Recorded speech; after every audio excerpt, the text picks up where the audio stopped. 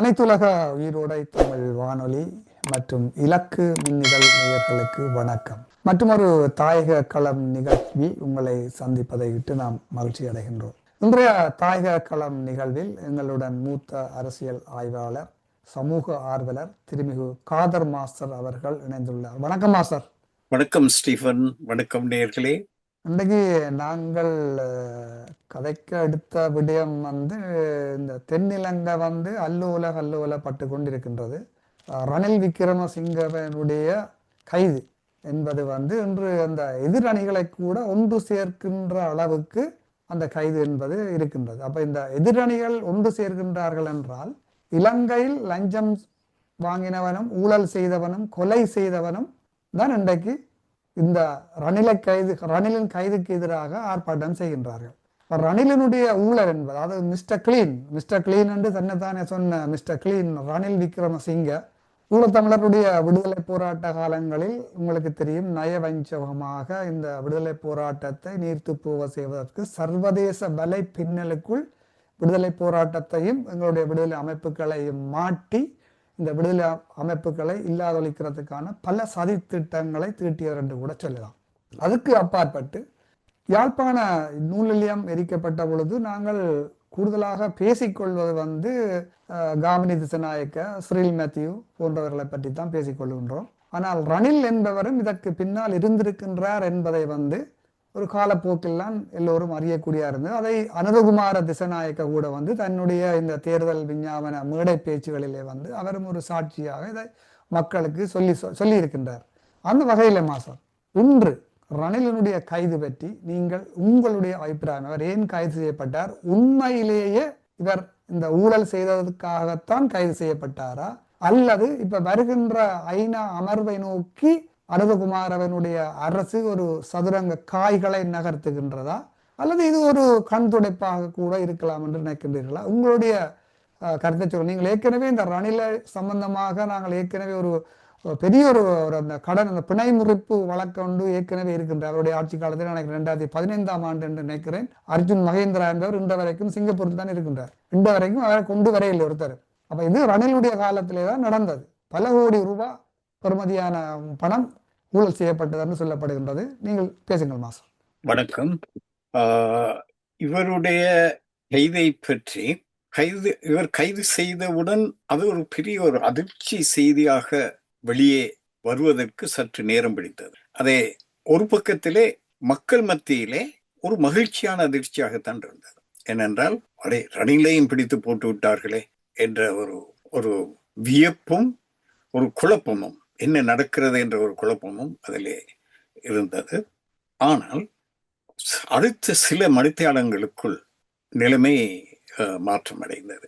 அதற்கு என்ன காரணம் என்றால், நான் அண்மையிலே டிப்ளமெட்லே 25ஆம் தேதி, அதாவது 2 நாட்களுக்கு முன்னர் ஒரு கட்டுரை வந்தது. Will former president arrest mark a break from elite impunity in Sri Lanka.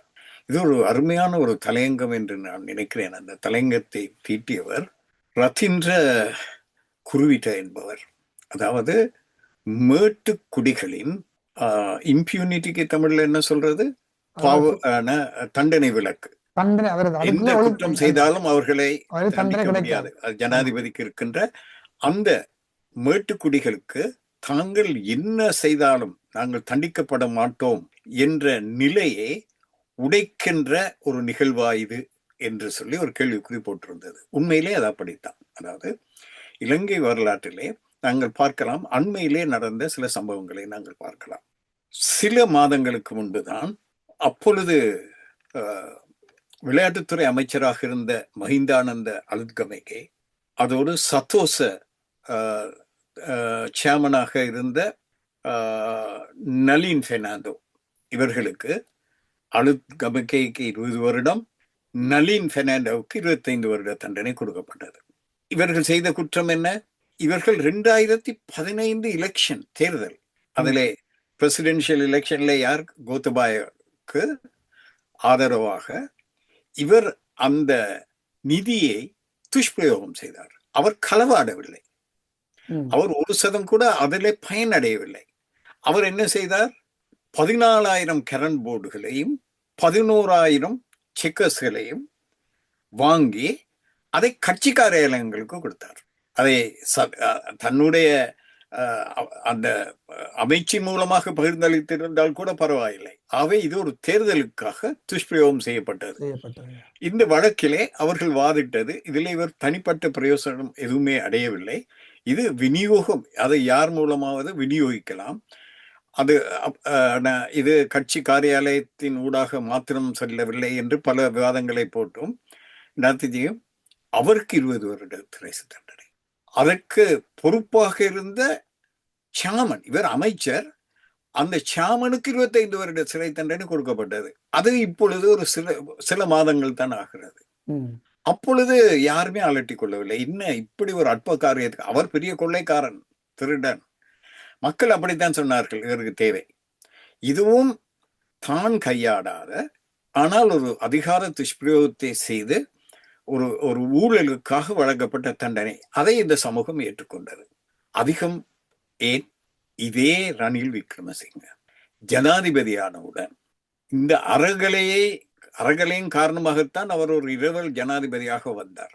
வந்தவுடன் அவர் செய்த வேலை என்னவென்றால், உங்களுக்கு தெரியும், வசந்த முதலிகே மாணவ தலைவர், அவர் அந்த நேரத்திலே ஒரு பெரிய அந்த போராட்டத்திலே மும்முரமாக இருந்தவர், ஒரு வேடுவ சமூகத்தை சேர்ந்தவர், மிக பிரபலமான ஒரு மாணவ தலைவர், ஊழலற்ற. அவருக்கு எதிராக சுமத்தப்பட்ட குற்றம் என்ன தெரியுமா? இது இன்று இவருக்கு குற்றம் சுமத்தப்பட்டிருக்கின்ற அதே தண்டனை பிரிவு தான். அதாவது பொது சொத்துக்கு ஏற்படுத்தியது. அதாவது அவர் என்ன செய்தார் என்றால், ரணில் விக்ரமசிங்க பொம்மையை பாதையிலே போட்டு எரித்தார். இது வளமையாக நடக்கிறது தானே, குடும்பாவை எரிப்பது என்பது சாதாரண. ஆனால் ரணிலுடைய இந்த பொம்மையை எரித்ததற்காக பாதை சேதப்பட்டு விட்டது என்று சொல்லி அவரை பயங்கரவாத தடை சட்டத்தின் கீழும், இந்த பாதுகாப்பு பொதுமக்கள் பாதுகாப்பு சட்டத்தின் கீழும், பொதுமக்களுடைய உடைமைகள் பாதுகாப்பு சட்டத்தின் கீழும் கைது செய்து அவர் கிட்டத்தட்ட ஒரு கொலை செய்கின்ற நிலைமைக்கு கொண்டு போனார்கள். இதே ரணில் தான், இதே ரணிலுடைய ஆட்சியில் தான் அது நடந்தது. அப்பொழுதும் இந்த உலகம் அலட்டி கொள்ளவில்லை. இப்பொழுது இவர் மீது சுமத்தப்பட்டிருக்கின்ற குற்றச்சாட்டு இதே வகையானது. என்ன குற்றச்சாட்டு? இவர் ஒரு வெளிநாட்டு பிரயாணத்தை மேற்கொண்டார். அந்த பிரயாணம் கியூபாவுக்கு போய்விட்டு அவருடைய மனைவியினுடைய கிராஜுவேஷனுக்காக லண்டனுக்கு ஒரு தனிப்பட்ட விஜயம் தான், அது தனிப்பட்ட விஜயத்துக்கு வந்தார். அங்கு வந்தபோது அவர் செலவழித்த காசு ஆரம்பத்தில் அது தனிப்பட்ட செலவு என்று சொல்லி பதியப்பட்டது அவருடைய அமைச்சிலேயே. பிறகு இங்கே வழக்கு தொடரப்பட்ட பிறகு இல்லை அங்கே ஒரு உத்தியோகபூர்வமான ஒரு விஜயத்துக்கு தான் அங்கே போனார் என்று சொல்லி அவர்கள் மழுப்பிக் கொண்டிருக்கிறார்கள். இந்த மனிதன் ஆட்சிக்கு, நாங்கள் இந்த விஷயத்தை கொஞ்சம் ஆழமாக பார்ப்பது நல்லது. ஜனாதிபதியாக எப்படி வந்தார் என்பதை பற்றி நாங்கள் இப்பொழுது விளக்க தேவையில்லை. பொதுவாக மாஸ்டர் இப்ப ரணில் விக்ரமசிங்க பொறுத்தவரையில ஒரு மக்கள் ஆதரவில்லாத ஒரு ஜனாதிபதி பின்கதவால் வந்தவர் என்றுதான் சொல்லப்படுகின்றார். அதுதான் சரி. பின்கதை எப்பொழுதுமே மக்கள் ஆதரவு இல்லாத ஒருவர். இவர் ஆட்சிக்கு வந்த சமயத்திலே இலங்கை வரலாறு காணாத ஒரு பொருளாதார நெருக்கடியில் இருக்கிறார். ஆனால் இவர் வந்தவுடன் அவர் பதவி வகித்த அந்த 2 வருடங்களுக்குள் 23 வெளிநாட்டு பயணங்களை மேற்கொண்டிருக்கிறார். அதிலே ஒரு 4 வெளிநாட்டு பயணங்களை தவிர ஏனைய அனைத்தும் அவரது சுகபோகத்துக்காக, ஊர் சுற்றும், தனக்கு ஒரு கௌரவத்தை ஏற்படுத்திக் கொள்வதற்காக சென்ற பயணங்கள். அப்படி இந்த பொது பணத்தை விரைவு செய்திருக்கிறார். அதிலே இவர் மாட்டிக்கொண்டது இந்த விடயம் ஒன்றில் தான். ஏனென்றால் அவருடைய தனிப்பட்ட சிக்கலிலே மாற்று உண்மையிலே கேள்வி என்று எழும்புறது மாஸ்டர் என்னென்றால், இப்ப ரணில் விக்ரமசிங்க அரச பணத்தை தனது சொந்த செலவுக்காக விரயம் செய்தார் என்று அவர்கள் கைது செய்திருக்கின்றார்கள். இதே போன்று இந்த ராஜபக்ஷ குடும்பம் ஐக்கிய ராஜ்யத்திலிருந்து நாமல் ராஜபக்சனுடைய கிராஜுவேஷனுக்கு வந்த பொழுது முழு குடும்பமும் இங்கு வந்திருக்கின்றார்கள். அதாவது ஸ்ரீலங்கா ஏர்லைன்ஸை தங்களுடைய குடும்ப தேவைக்காக மிஸ்யூஸ் பண்ணியிருக்கின்றார்கள். இது ஆதாரபூர்வமாக இருக்கின்ற விடயம். அப்ப அவர் அந்த ராஜபக்ச குடும்பத்தில் இன்னும் அவர்கள் கை வைக்கவில்லை. ரைட், ஒவ்வொன்றாகத்தானே வர முடியும். ஆமா, இது இது இது முதல் படி என்று சொல்லலாம். இதுவரைக்கும் கை இந்த ஆட்சியில் இருந்தவர்கள் மீது கை வைக்கவில்லை. இதுதான் முதல் தடவை. அப்ப ரணில் மீது இந்த வழக்கு தொடரப்பட்டது நிச்சயமாக ஒரு நியாயமானது, தேவையானது.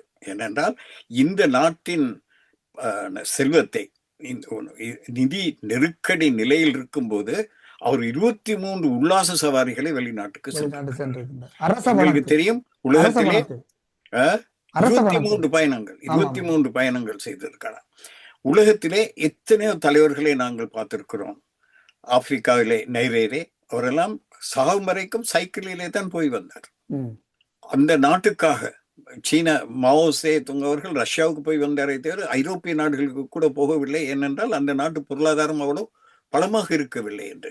அப்படி வரலாற்று ரீதியாக அந்த மக்களை நேசித்த, அந்த நாட்டை நேசித்தவர்கள் இப்படி சிக்கனமாக இருந்த போது, நாடு இப்படி ஒரு நெருக்கடியான நிலையிலே இருக்கும்போது உல்லாச பிரயாணம் செய்து, அவர் லண்டனிலே தங்கி இருந்த போது அவருக்கு ஹோட்டல் சாப்பாடு பிடிக்காமல் தனியாக ஒரு செஃப்பை வைத்து அவருக்கு ஒரு நாளைக்கு 1000 பவுண்ட் கொடுத்து அந்த செலவை செய்திருக்கார்.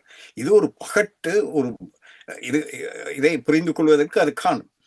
ஆனால் இப்பொழுது என்ன பிரச்சனை என்றால், அலுத்கமகே அமைச்சர் அலுத்கமகே எதிராக இதே சட்டத்தின் கீழ் அவர் கைது செய்யப்பட்டு இன்றும் சிறையிலே இருக்கிறார்.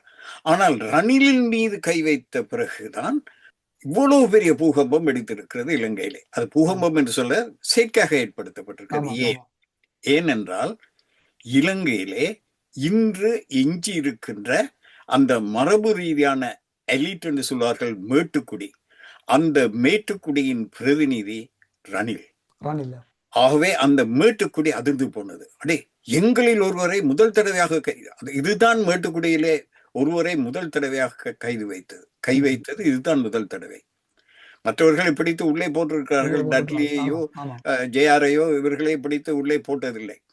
ஏனென்றால் அந்த மேட்டுக்குடியில கை வைக்க முடியாது. அவர்களிடம் ஊடகம் இருக்கிறது, சர்வதேசமும் அவர்களோடு தான் இருக்கிறது.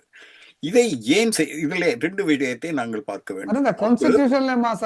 இன்னொரு மன்னிக்க வேணும். அந்த ஜேஆர் இருந்த காலத்திலே கான்ஸ்டிடியூஷன், அதாவது இலங்கையினுடைய யாப்பில் கூட ஒரு பரகிராஃபில் இந்த அரச பதவிகள், ஜனாதிபதிகளாக இருந்தவர்கள் பதவிக்காலம் முடிந்த பின்பும் அவர்களை கைது செய்ய முடியாது என்ற ஒரு சரத்து இருந்ததாக கேள்விப்படுகின்றோம்.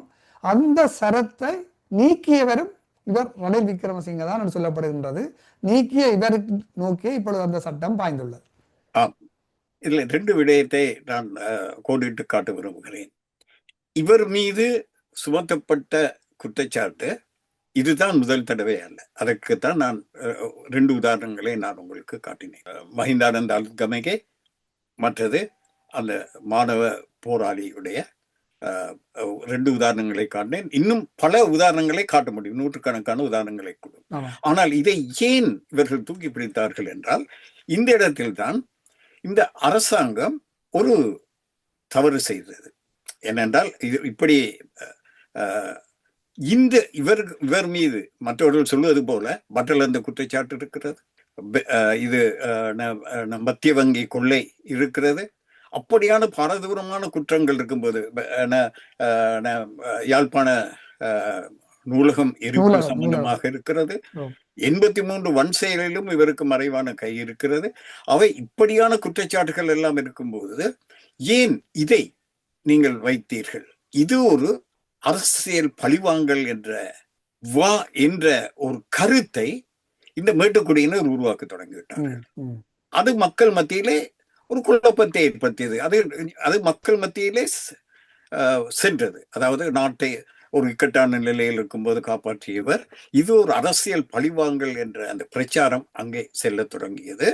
அதுதான் இந்த அரசாங்கத்திற்கு ஒரு நெருக்கடியை கொண்டு வரக்கூடிய ஒரு நிலைமை உண்டானது. நீங்கள் சொன்னது போல எதிர்கட்சிகள் என்று சொன்னால் இந்த மேட்டுக்குடிகள் ஒன்று திரட்டல், கடைசி ஒன்று திரட்டல் முயற்சி தான் அங்கு நடைபெற்றது.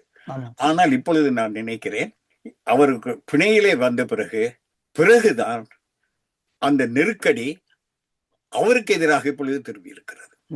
அந்த பிணை மறுக்கப்பட்டிருந்தால் இவர்கள் அதிலே அரசியல் ஆதாயம் அடைந்திருப்பார்கள்.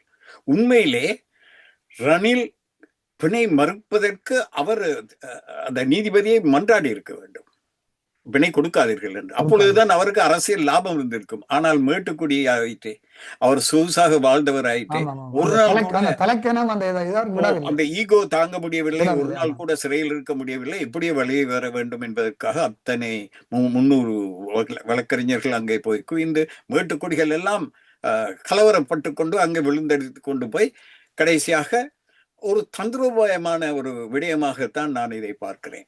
அவருடைய வேலை பார்த்துவிட்டு நான் சொல்ல வந்த விஷயத்தை நான் பார்க்கிறேன். அங்கே சமர்ப்பிக்கப்பட்ட அவரை வேலையிலே விட்டதற்கு ஒரே ஒரு காரணம், அவர் நிரபராதி என்பதல்ல, அவருக்கு உலகத்தில் இருக்கிற நோய் எல்லாம் சொல்லப்பட்டது. அதிலே நீங்கள் பார்த்தீர்கள் என்றால் செய்ய வேண்டும் என்று சொன்னார்கள். 90 பாரதூரமான நோய்கள் அந்த திப்புல அந்த இவர் சொன்னார். இப்படியாக ஒருவர், இத்தனை நோய்களோடு ஒருவர் இருந்தால் அவர் ஒன்று நிலத்துக்கடியில இருக்க வேண்டும் அல்லது படுக்கையில இருக்க வேண்டும். இவர் அங்கே சிறைக்கு போகும் வரைக்கும் நன்றாக இருந்தார். இப்பொழுது திடீரென்று வந்திருக்கிறது. இவையெல்லாம் திடீரென்று ஏற்படக்கூடிய நோய்கள் அல்ல. அந்த நோய் பட்டியலை எனக்கு வாசிக்க முடியும், அது என்னிடம் இருக்கு. 90 அதை விட 300 வக்கீல்கள் இவருக்காக வாதாடுறதுக்கு தயாராக இருந்தார்கள் என்று கூட முக்காவாசி பேர் யூஎன்பி SLP உடைய எம்பிக்கள் அவர்கள் கோட்டை போட்டு கொண்டு வந்தார்கள். எல்லாருமே கல்லர்கள் தான். அதான் அந்த மேட்டுக்குடியினர் அவர்களுடைய முழு பலத்தையும் பிரயோகித்தார்கள். ஆகவே அங்க இவருடைய விவாதம் அந்த டிபுல அந்த சட்டத்தரணியுடைய வாதம் மிக சிறப்பாக இருந்தது. அவர் சொன்னார், இவர்கள் இவ்வளவு நோயை கொண்டு வந்து சொல்லுகிறார்கள், ஆனால் இவரை பார்ப்பதற்கு படைப்படையாக போயிருக்கிறார், அவர்களை சந்தித்திருக்கிறார்கள். கோர்ட்ஸுக்கு இங்கு வர வரைக்கும் அவர் நன்றாகத்தான் வந்தார்.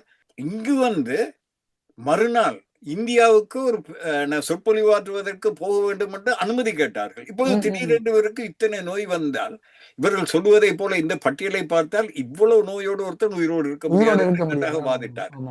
அப்பொழுது நீதிபதி ஒரு சிரிப்பு சிரித்தார். அந்த நீதிமன்றத்தில் இருந்து ஒரு சொன்னார், அவருக்கு விளங்கிவிட்டது. ஆனால் அவர் சொன்னார், அவருடைய தீர்ப்பினை நீங்கள் பார்க்கலாம், எது எப்படி இருந்தாலும் இங்கே ஒரு தனியார் மருத்துவமனையிலிருந்தும் சான்றிதழ் கொடுக்கப்பட்டிருக்கிறது. இலங்கையிலே தலை சிறந்த மருத்துவர்களுடைய கையெழுத்தும் அதில் இருந்தது. அவர் சொன்னார், இதிலே கையெழுத்திட்டிருக்கின்ற வைத்தியர்கள் அனைவருமே தலை சிறந்த வைத்தியர்கள். ஆகவே அதை சவால் செய்ய முடியாது. நாங்கள் வைத்தியர்கள் இல்லை தானே, அவே நாங்கள் கொடுப்போம், கண்காணிப்போம். ஒரு அவருக்கு வெளிநாடுக்கு போகக்கூடாது என்று சொல்லி தடை விதிக்கவில்லை. இவர் என்ன எப்படி நடந்து கொள்கிறார் என்பதை பார்த்து விட்டு பிறகு வேண்டுமானால் பிடிக்கலாம். இப்பொழுதுதான் உண்மையிலே ரணில் கைதியாகி இருக்கிறார். அவர் இப்பொழுது முன்னரை போல மேடைகளிலே ஏற முடியாது, சுறுசுறுப்பாக இயங்க முடியாது. ஆகவே சிறையிலே இருப்பதை விட மிக மோசமான நிலைக்கு அவர் தள்ளப்பட்டிருக்கிறார். உண்டு. இரண்டாவது, இவர் மீது ஒரு அனுதாபத்தை உருவாக்கி வரை கைது செய்துவிட்டார். அந்த அனுதாபம் எல்லாம் பிசுபிசுத்து போய். ஆகவே இப்பொழுதுதான் உண்மையிலே ரணில் நிராதரவாகி இருக்கிறார். ஒன்று. இரண்டாவது விஷயம், இந்த மேட்டுக்குடிகள் எங்களுடைய தமிழ் மேட்டுக்குடிகள் தான். உங்களுக்கு தெரியும், மஹிந்த வரும்போது இங்கே போர்க்கொடி தூக்குவார்கள். ஆனால் ரணில் வந்தவுடன் அவருக்கு விருந்து போடுவார்கள். ஆங்கிலத்தை தங்கள் நாக்கு நுனியிலே பேசிக் கொண்டிருக்கின்ற மண்டையிலே எதுவும் இல்லாத எங்களுடைய மேட்டுக்குடிகள் கொஞ்சம் பேர் இருக்கிறார்கள். தலைவர்கள் சொல்லிக் கொண்டிருக்கிறார்கள். எல்லோரையும் சொல்லவில்லை. அவர்கள் இந்த எந்த விளக்கமும் இல்லாமல் தங்களுக்கு ஆங்கிலம் தெரியும், ரணிலுக்கு ஆங்கிலம் தெரியும். அவர்கள் மேட்டுக்குடிகள் அந்த வர்க்க உணர்வின் பக்கத்தில் இருந்து கொண்டு கண்ணீர் வடித்ததை நாங்கள் பார்க்கிறோம். அவை மேட்டுக்குடிகள், சிங்கள மேட்டுக்குடிகளும் தான், தமிழ் மேட்டுக்குடிகளும் மாத்திரம்தான் இவருக்காக ஒப்பாரி வைத்தன. அங்கு வந்த மக்களையும் நீங்கள் பார்த்தீர்கள் என்றால் அவர்கள் கொண்டு வரப்பட்ட மக்களாக இருந்தார்களே தவிர சுயமாக வந்தவர்கள் அல்ல. இனிமேல் இவர்களுக்கு இப்படி ஒரு மக்களை அணிதிரட்டக்கூடிய சந்தர்ப்பத்தை இந்த அரசாங்கம் வழங்கும் என்று சொல்லி நான் நினைக்கவில்லை. ஏனென்றால் கிராஸ் ரூட் இன்னும் இவர்களோடு தான் இருக்கிறது. அடுத்தது அந்த இவர்கள் பெரட்டுகாமி என்று சொல்வார்கள், அந்த அவர்கள் 2 பேருக்கும் தான் அந்த கிராஸ் ரூட் இருக்கிறது. ஆமா. அவர்களும் இந்த போராட்டத்திலே ஒன்றாகத்தான் இருக்கிறார்கள். அதாவது ஆ. ரணில் தண்டிக்கப்பட வேண்டியவர் என்ற பக்கத்திலே தான் இருக்கிறார்கள். ஆகவே இப்பொழுது தெளிவாக மேட்டுக்குடியினர் ஒரு பக்கமும் மக்கள் ஒரு பக்கமும் மக்கள் ஒரு பக்கம் பிரிந்திருக்கிறார்கள். இருக்கின்றார்கள். இதிலே பாவம் இந்த மேட்டுக்குடிகள் தங்களுக்கு என்ன செய்வதென்றே தெரியாமல் அனாவசியமாக அந்த மனிதன் நன்றாக சுகமாக சாப்பிட்டு கொண்டு ஆஸ்பத்திரியில இருந்த மனுஷனை இப்பொழுது ஆஸ்பத்திரியிலிருந்தும் வெளியே வர முடியாது, வந்தாலும் வெளியே வர முடியாது. அப்படி ஒரு பரிதாபகரமான நிலைமைக்கு தள்ளி இருக்கிறார்கள். இந்த முட்டாள்களுக்கு இதைவிட தண்டனை வேறு தேவையில்லை என்று நான் நினைக்கிறேன். இல்ல ஒரு கேள்வி மாஸ்டர், அந்த ரணிலினுடைய அந்த பிணைமுறை வழக்கண்டு 2015ஆம் ஆண்டுல இருந்து பெரிய அளவில் பேசப்பட்டோம். அதுல கிட்டத்தட்ட 1100 கோடிக்கு மேல வந்து அதுல ஊழல் செய்யப்பட்டதுன்னு சொல்லப்படுகின்றது. இன்று வரைக்கும் அர்ஜுன் மஹிந்திரா வந்து சிங்கப்பூருக்கு தான் இருக்கிறார். அப்ப இந்த ரணிலுடைய இந்த இப்பொழுது கைது செய்யப்பட்ட இந்த காலகட்டத்தில் இந்த வழக்கும் தோண்டி எடுக்கப்பட்டு அர்ஜுன் மஹிந்திரா இலங்கைக்கு கொண்டு வரப்படுவாரா? அதுதான் கேள்வி. இப்பொழுது இந்த அரசாங்கத்துக்கு நல்ல வாய்ப்பு கிடைத்திருக்கிறது. ஏனென்றால் இந்த மேட்டுக்குடியினர், நான் முதலிலே சொன்னேனே, என்ன செய்வது என்று தெரியாமல் தங்கள் காலிலேயே கல்லை தூக்கி போட்டுக் கொண்டிருக்கிறார்கள். அதிலே ஒன்று, அவர் வைத்த அந்த கூட்டத்திலே பேசியதை நீங்கள் கேட்டீர்களா? எவனோ பைத்தியக்காரனாக அப்படி பேசுவானா சொல்லுகிறார்கள். அவர்களே சொல்லுகிறார்கள், பட்டளர்ந்த பிரச்சனை இருக்கிறது, மத்திய வங்கி முறி பிரச்சனை இருக்கிறது, அது சம்பந்தமாக கைது செய்தால் நாங்கள் பேச மாட்டோம். சரியா? இந்த பிரச்சனை இது அரசியல் பழிவாங்கல். இப்பொழுது அரசாங்கம் இதை ஒரு பக்கம் வைத்துவிட்டு இப்பொழுது மத்திய வங்கி பிரச்சனையை எடுக்க போகிறது. அதிலே மகேந்திரன் வராவிட்டால் ரணில் குற்றவாளி ஆவார். ஏனென்றால் அவர்தான் பாதுகாப்பு அமைச்சர், அவர்தான் நிதி அமைச்சராக, அவர்தான் கொண்டு வந்தார். அவர் ஒரு இடத்துல சொல்லியிருக்கிறார், இதனை நான் பொறுப்பெடுக்கிறேன். அவருடைய தனிப்பட்ட அவரை நியமிப்பதற்கு எதிராக ஒரு எதிர்ப்பு இருந்த போது அந்த அமைப்புக்குள்ளேயே அவர் தனிப்பட பொறுப்பு எடுத்துட்டு இருக்கிறார். அவை அவர் தப்ப முடியாது. ஆகவே அந்த வழக்கை, அதாவது இவர்கள் இந்த ரணிலுக்கு எதிராக வழக்கு தொடருவது என்பது இலங்கையிலே இருக்கிற மிகப்பெரிய குற்றவாளி அவர்தான். மிகப்பெரிய ஊழல்கள், மிகப்பெரிய கொலைகள் எல்லாமே செய்தவர் அவர்தான். தமிழ் மக்கள் செய்த துரோகத்தை நீங்கள் சொன்னீர்கள். எப்படி அதுல ஒன்று கருணாவை பிரித்ததை சேர்த்து சொல்ல வேண்டும், பிரித்து இப்படி பலவீனப்படுத்தினார் என்பதையும் சொல்ல வேண்டும்.